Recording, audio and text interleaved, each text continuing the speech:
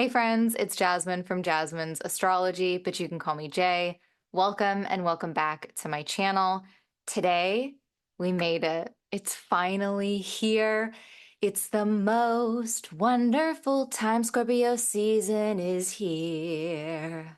Yes, y'all, Scorpio season 2024 starts on October 22nd and runs all the way through until November 21st. And I don't know, maybe astrologers aren't supposed to pick favorites from the zodiac signs, but I can't help it and I won't help it. I love having a Scorpio sun, a Scorpio ascendant, a Pluto in Scorpio, and that is just the way it is. Now, just like all zodiac sign seasons, not all Scorpio seasons are created equally. Of course, the sun will always be in Scorpio during Scorpio season, but the rest of the cosmos is going to look a little or a lot different from year to year. So there's always at least a slightly unique flavor to each Scorpio season, to every zodiac season, really.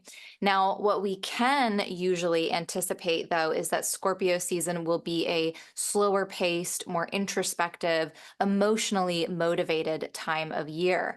As the sun moves from an air sign, Libra, into a water sign, Scorpio, the energy sort of moves down and in. It moves from the head to the belly and the insides, from the head to the heart. Libra season can be a much more socially driven and interactive time, whereas Scorpio season is a little more introverted.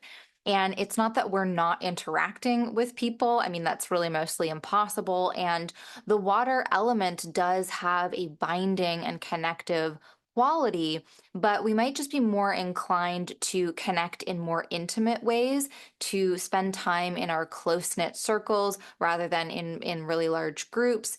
We might be more in the mood to deepen the relationships that we already have rather than seeking out new ones. Scorpio energy wants to dive way beyond the surface in all that it does. It wants to explore the depths, to uncover underlying motivations, to expose the truth, to get to the absolute core of everything. Scorpio wants to turn over every rock, shine a light in every cave, and figure out what's really going on. That's part of what the sun can do while it's in Scorpio: illuminate the shadows, shed light on the mysteries.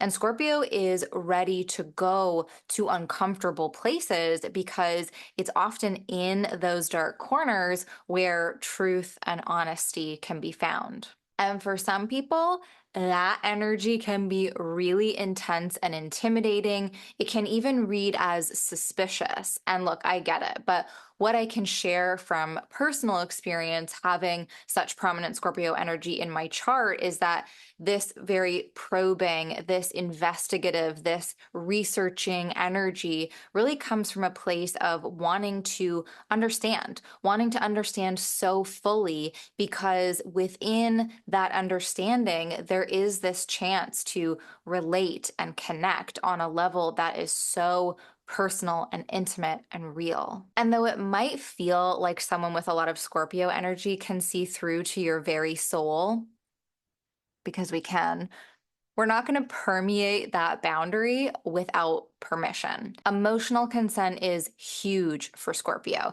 And I think this is why Scorpio energy can often be seen as secretive or withholding, and why they don't share super easily. There needs to be a safe, consensual space for the sharing of those inner truths. There needs to be an understanding that all of the shares that are shared are going to be held with love and care. Safety, trust, and loyalty are all very much highlighted during Scorpio season, and we might find ourselves reflecting on the people, places, and projects in our lives that really foster this kind of emotional security, as well as the people, projects, places that we want to do that for as well. But yeah, Scorpio energy can be a little bit like a dog with a bone, a detective with a clue. It's not an energy that gives up very easily. It doesn't get bored with examining the same questions, the same subject matter for long periods of time. And so this can also be a season where we find ourselves a little bit obsessed or fixated on something. Scorpio is one of the fixed signs, and that does come with some level of stubbornness and rigidity. But, the flip side of that is longevity and endurance. No matter how you slice it, though, this is a great season for specialization, like getting really, really focused on a small handful of things or even just one thing and being able to do it really thoroughly, being able to give it an undivided attention. And because of that kind of same quality, it can also be a season where we might find it takes us a little longer than usual to sort through ideas, to process our emotions, to move through and on from something. In the Northern Hemisphere, we are starting to move through the death cycle of the year. The flowers, the trees, and nature is transitioning into its dormant phase.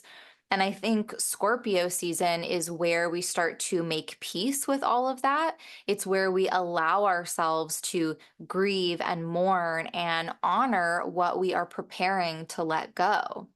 The time for composting and hibernation is near, but for now, we can start to find some sense of closure so that when the time comes, we are ready to do that releasing.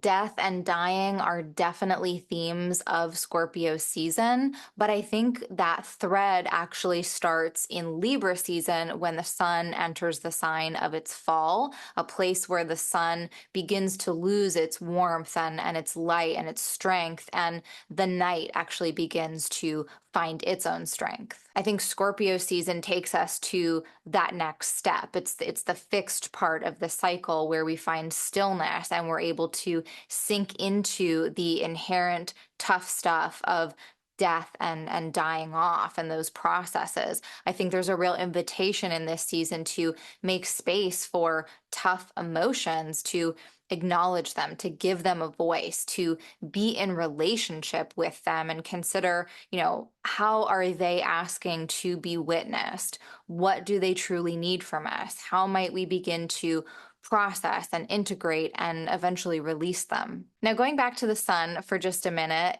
this is a technical upgrade for the sun as it moves from Libra and into Scorpio. This is much more neutral territory within the zodiac for the sun. And I do think that it is somewhat better served by having Mars as its planetary host. The sun is a very central, solo type figure. And Mars also speaks to independence. Both Mars and the sun have a lot of leadership qualities. So I think the sun in Scorpio is better able to focus on the I, the me, the individual. And it's not about being selfish, but it's about taking responsibility for the self, for our actions, for our decisions. And since the sun is in Mars's house, it's going to be looking to Mars for resources and support.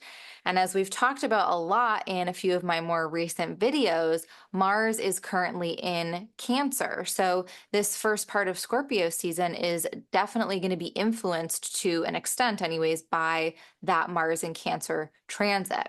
The introspective, intimate, and deep feeling qualities of Scorpio are likely to be extra potent. We have a water sign season with a planetary house that's also in a water sign. So that reflective aspect is really strong right now. And I think part of that self-responsibility piece is about being able to sit with difficult emotions and figuring out what we do with them and what they tell us about the larger framework of our emotional landscape. How are we reacting to these things? What's triggering us and why? I also think all of this water energy really suggests that we might find ourselves reflecting on our past, whether it's the recent past or the real way back playbacks, or at least there's an invitation here to look behind us and consider what is ready to be released. I think the clue would be to look where something feels a little bit stuck or a little bit stagnant, where we feel like we're maybe holding or gripping, and because of that, blocking our own movement.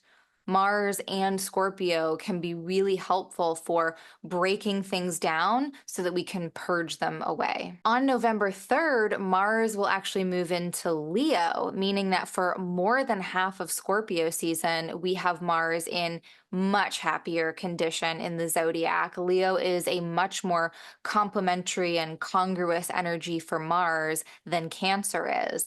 And this sign change will really improve the conversation between Mars and the Sun. It's going to mean that they are in each other's places. So we will have Mars in the house of the Sun and the Sun in the house of Mars. And this really helps to strengthen their interactions. There's a real network of support between them. And so the second half of Scorpio season gets this boost of courage and confidence. Maybe it's the push that we need to explore some particularly vulnerable topics. There's a greater sense of clarity and a much bolder approach that can be taken, which again, I think might be really supportive for traversing the kinds of depths that Scorpio energy encourages us to really dive into. Now, we are still in a water sign season, and Mars is moving slowly at this time as it approaches the retrograde degree. So it's not like we're going to be suddenly making a ton of progress. Although in relation to how our Mars stuff has been feeling over these past 2 months with Mars and Cancer, it might actually feel like a pretty big step forward in comparison. And because we're in a fixed sign season and Mars is now in a fixed sign once it moves into Leo, there could also be the ability to get some routines back on track, and our energy levels and motivation might feel much more consistent. But I just want to caution that it's not like full speed ahead or anything, because we do have, again, Mars approaching that retrograde degree. And so something to keep in mind will be that Mars is going to be retrograding through Leo during early December and then early January. It will then go back to Cancer for a little while, and then it's going to return to Leo in mid-April 2025. And so the initial sense that I kind of get around all of this is that during Scorpio season, we might start to see how the letting go of things, or like the clearing away of something, the releasing, the shedding, how all of that might lead to new opportunities or a new way of being, whatever it is, something that we leave behind now makes space for something else later. And so during Scorpio season, we might start to see that vision, that possibility, but it might not actually come to fruition until April, until we move through the area of Leo that Mars is now, or that Mars will be covering in these next couple of months. But the Mars in Leo right now gives us the confidence, perhaps, to tackle the tough stuff of the grieving, the mourning, and the surrendering, so that, we can get to that new beginning, that birthplace, essentially, in 6 months' time. Okay, so that's a little bit more of an overview of the season, just the general energies of a season than I usually do, but surprise, surprise, Scorpio energy had me diving deep. But let's now take a quick look at some other things of note that are happening in the cosmos during Scorpio season. A little bit more on Mars. Mars is going to be dancing with the outer planets, sextiling Uranus on October 24th, trining Neptune on October 28th, and then opposing Pluto on November 3rd. The Pluto opposition is definitely the most interesting to me, and it's something that is going to repeat over the next few months as Mars moves through that retrograde cycle. And I'm going to dig a little further into the Mars retrograde, the Mars oppositions with Pluto in a future video, so stay tuned for more on that. But for now, I think what I'll leave you with is that we can anticipate some clashing and discordant energies around that Mars-Pluto opposition. Mars and Pluto in a tough configuration always kind of reminds me of a toddler temper tantrum. So just remember to breathe during those first few days of November. The new moon in Scorpio arrives on November 1st, and of course, I'll have a full video breakdown of that. Briefly, I'll just say say that I think it's pretty intertwined with that Mars-Pluto opposition. They're only happening a couple of days apart, and the moon doesn't love being in Scorpio, so it's really not my favorite new moon of the year. It looks like it could be a new start that initiates out of a desire to push and fight for power or for empowerment or to protect what is feeling vulnerable, which isn't bad, but it certainly feels a little bit contentious. Mercury moves into Sagittarius on November 2nd. Yes, this is the place of Mercury's detriment. Yes, Mercury is going to be moving a little bit slowly because it's approaching its own retrograde degree. But I love Mercury in Sagittarius. It's maybe not the best transit for details and fine print and, facts, but it's really great for storytelling and it's great for world building. And it really speaks to being able to have conversations that I think can uplift and inspire people. It can be a little bit scattered. It might be a little bit overstimulating, especially when we consider that Jupiter, Sagittarius's planetary host, is over in Gemini, also in a sign of detriment. And so it puts Mercury and Jupiter in that same kind of conversation as Mars and the Sun, because Mercury and Jupiter will be in each other's places. But it feels less sort of productive or constructive because they're both in the place of detriment. And so it's like two people with some very wild, potentially harebrained ideas, and nobody to really say no or offer any kind of reality check.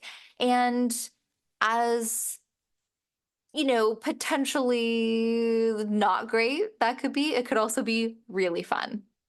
Results will vary. Venus moves into Capricorn on November 11th, and this is another shift that I really like. I love Venus in Capricorn. I think it's a really stabilizing and strengthening energy for relationships of all kinds. It offers a chance to clarify our commitments to one another and to really create some long-lasting bonds.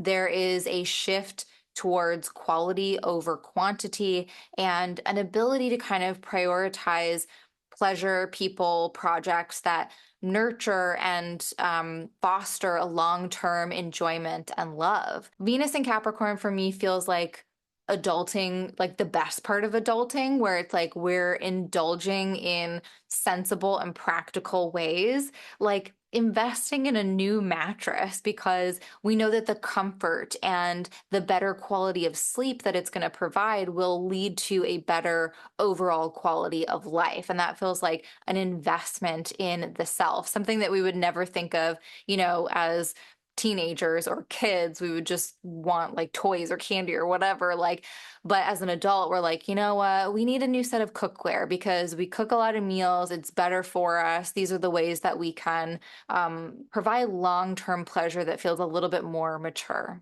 Saturn will station direct at 12 degrees of Pisces on November 15th. And with that, Act 2 of Saturn in Pisces is really coming to a close. We have just under a year left to go of this transit. And this is a subtle shift, but it's a shift nonetheless, certainly for our Pisces houses, but as well as, and probably more prominently, for our Capricorn and Aquarius houses. So the boundaries, the structures, the responsibilities in those areas of life are likely to see some kind of directional shift as Saturn itself makes a directional shift. It's not necessarily good or bad, it's just different. On the same day, November 15th, we have a full moon in Taurus, and of course, I'll have a full video for that as well. This looks nicer than the new moon for sure. The moon is in its place of exaltation in Taurus.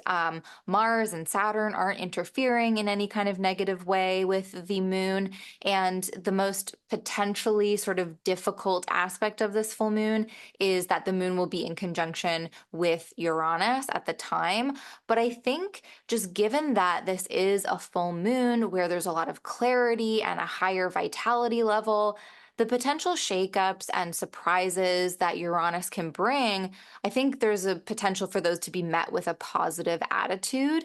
This kind of looks like a surprising revelation that helps us to find what feels good. We might learn something exciting about our bodies or our relationship to pleasure. And finally, on November 19th, Pluto will enter Aquarius.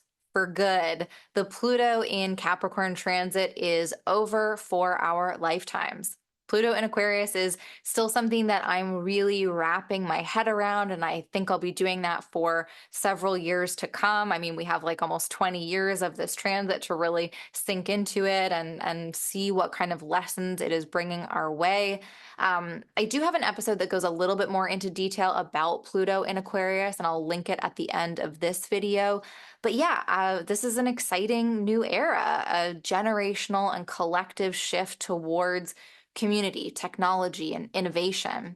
On a more individual level, Pluto is beginning to uncover and reveal aspects of our Aquarius house that we haven't seen or really been aware of before.